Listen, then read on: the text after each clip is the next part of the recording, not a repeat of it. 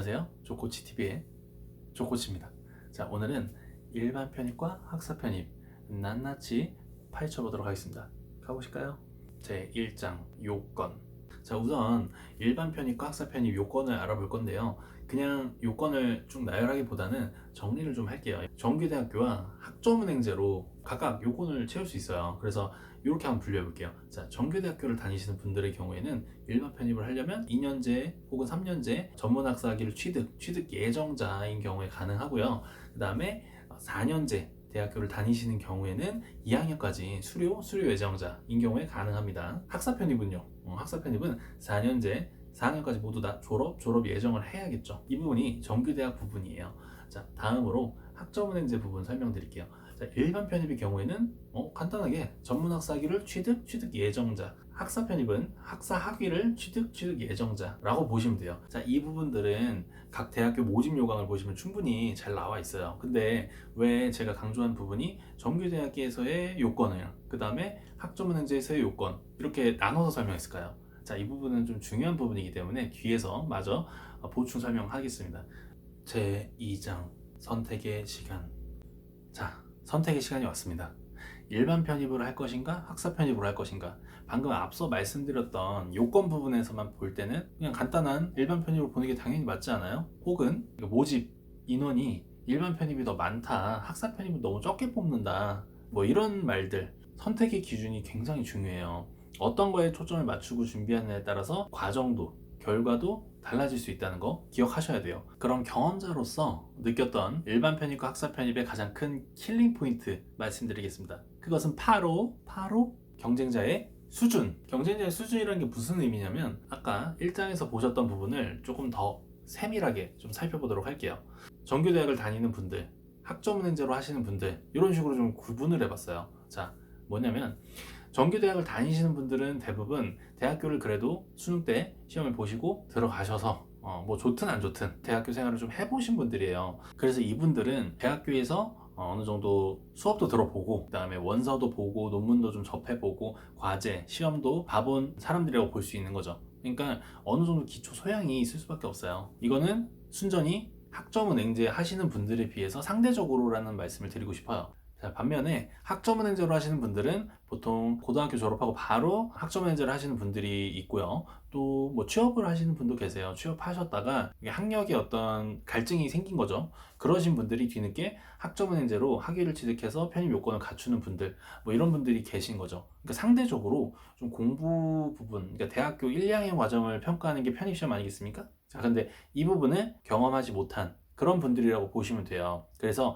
상대적으로 정규대학교를 다니신 분들보다는 로우할 수 있다. 자, 그럼 여기서 중요한 부분, 일반 편입은 정규대학교로 준비하시는 분들이 많을까요? 아니면 학점은행제로 준비하시는 분들이 많을까요? 대체적으로 정규대학교를 다니시는 분들이 6, 그 다음에 학점은행제로 준비하시는 분들이 4 정도, 그러니까 6대 4 정도의 비율이라고 할 수 있습니다. 자, 반면에 학사 편입을 준비하시는 분들은 정규대학 비율이 높을까요? 낮을까요? 자, 생각해보세요. 4년제 대학교를 4학년까지 모두 졸업하거나 졸업 예정 하셔야 되는 거거든요. 그래야지 학사 편입 요건이 갖춰져요. 정규대학으로 준비하신 분들은.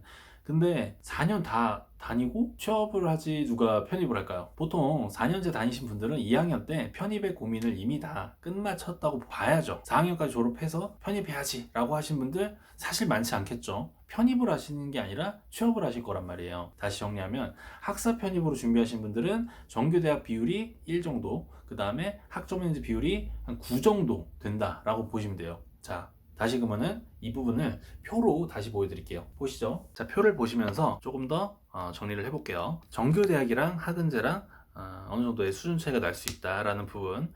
자, 상대적인 수치예요. 오해하시면 안 돼요. 자, 이 부분을 감안하시고 보시겠습니다. 자, 일반 편입과 학사 편입의 이제 차이를 보는 건데, 일반 편입의 경우 정규대학과 학점은행제 비율 자체가 정규대학이 6, 학점은행제가 4 정도가 된다는 게 보통이에요. 네, 반면에 학사 편입의 경우에는 정규대학 비율이 1, 그 다음에 학점은행제로 하시는 분들이 9 정도 되는 거예요. 자, 왜 그럴까요? 아까 말씀드린 대로 다 정규대학을 4년제 졸업하고 나서 편입으로 다시 생각하는 분들 많지 않다는 거예요. 보통 취업을 준비하시니까요.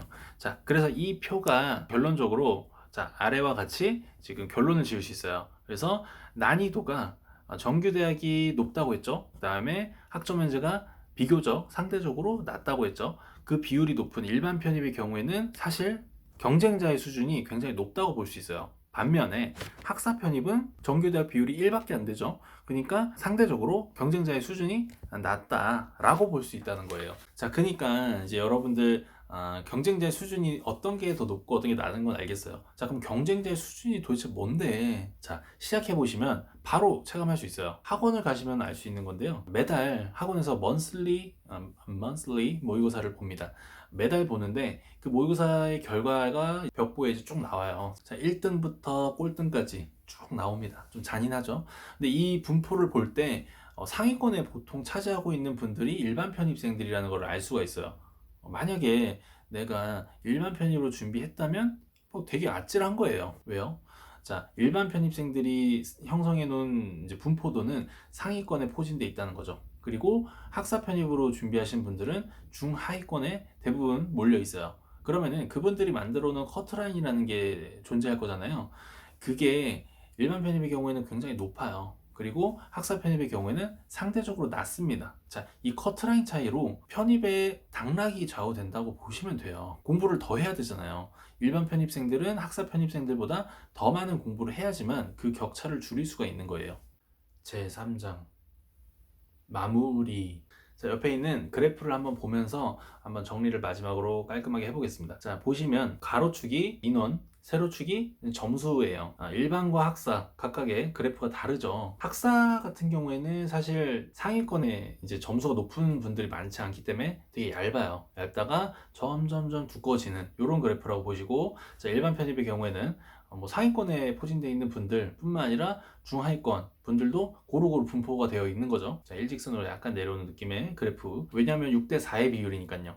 고루고루 분포가 되어 있다고 간주가 되는 거예요. 실제 학원 모의고사 기준으로 봤을 때 이걸 분포도로 나타내면 비스무리하게 나옵니다. 이 그래프가. 자, 이 그래프에서 대략적으로 저기 나타나 있는 면적, 저 부분이 합격을 하는 실질적인 인원이라고 보시면 돼요. 저 인원들이, 그러니까 면적이 비슷해요. 자, 학사 편입은 조금 덜 뽑는다는 것을 계산해서 조금 더 면적을 작게 그려봤습니다. 이 상태에서 둘을 비교해 봤을 때 커트라인을 한번 생각해 볼 수 있어요. 커트라인이 게 뭐죠? 문 닫고 들어가는 거죠.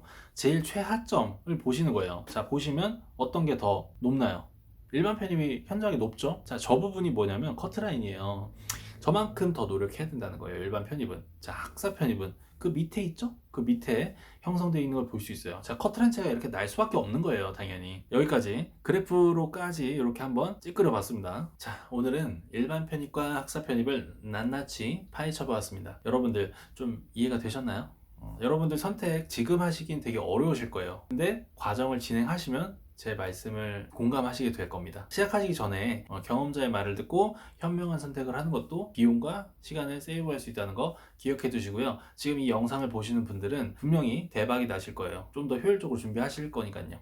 너무 고민에 빠져서 공부를 못하는 이런 일이 없도록 제가 또 선택장애이신 분들을 위해서 영상 마련했고요. 그럼 지금까지 조코치TV의 조코치였습니다. 감사합니다.